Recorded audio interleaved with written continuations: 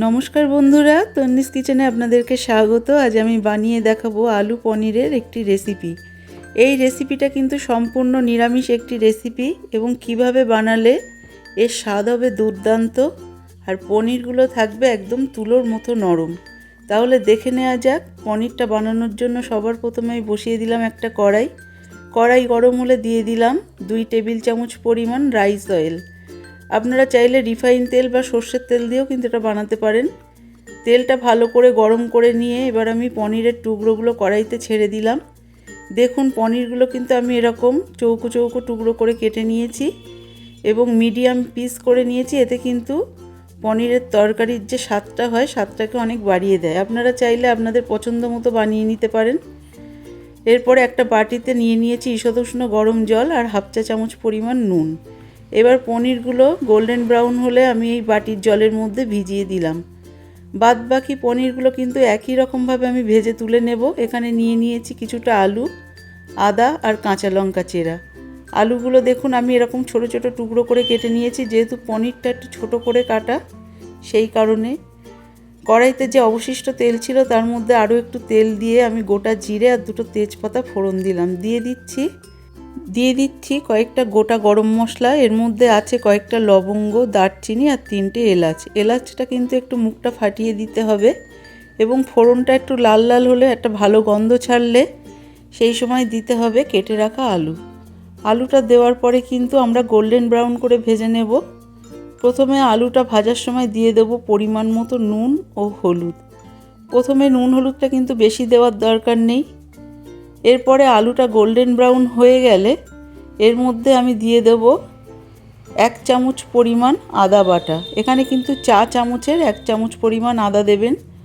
আদাটা কিন্তু দিয়ে বেশিক্ষণ কষানো যাবে না। আদা বেশিক্ষণ কষালে কিন্তু অনেক সময় তেতো হয়ে যেতে পারে।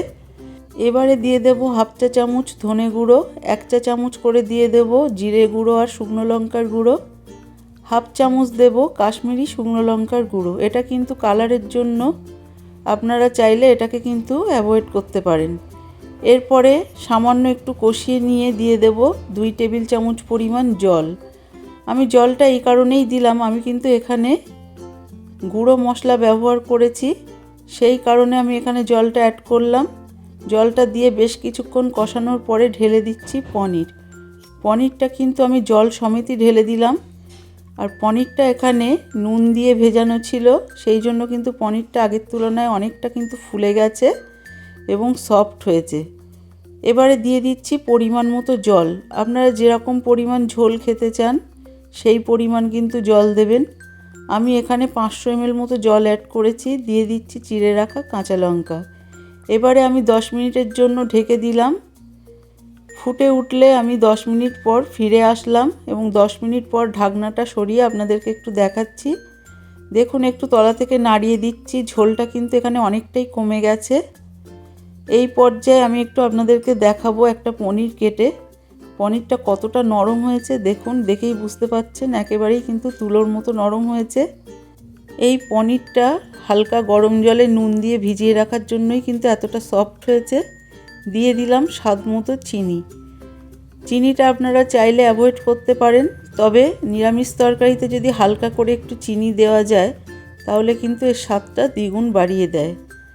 এরপরে 2-1টা আলু আমি এখানে গলিয়ে দিচ্ছি যাতে ঝোলের থিকনেসটা একটু গাঢ় হয়। দেখুন ঝোলটা কিন্তু অনেকটাই কমে গেছে। আপনারা যেরকম পরিমাণ ঝোল খেতে চান সেরকমই রেখে দেবেন। সবশেষে দিয়ে দিলাম হাফ চা চামচ পরিমাণ গরম মশলা গুঁড়ো। আপনারা চাইলে বাটা গরম মশলাও দিতে পারেন। এবারে আমি একটা বাটিতে আপনাদেরকে সার্ভ করে দেখাচ্ছি। দেখুন কতটা লোভনীয় হয়েছে। আর এটা গরম গরম ভাত বা লুচির সাথে কিন্তু অসাধারণ লাগে।